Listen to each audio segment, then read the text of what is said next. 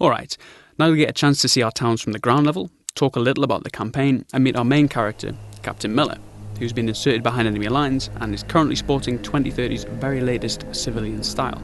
So, Arma 3 is set in a semi-post-apocalyptic future war, a small battle in a much greater clash of civilizations. The war has been raging for too long now, and the world is in its corresponding state, mostly ruins.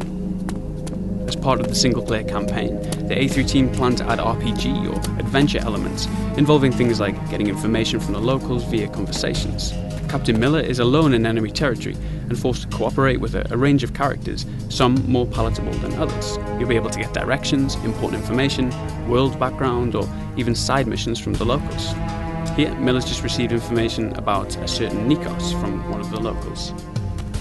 It's worth taking a second to notice the level of detail from the villages, the same places that you saw from above, but this is how they look from the ground.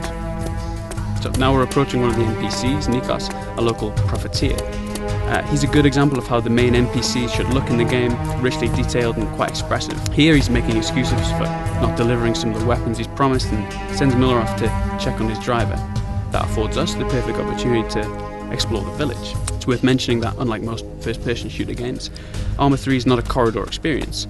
You can walk around through any building.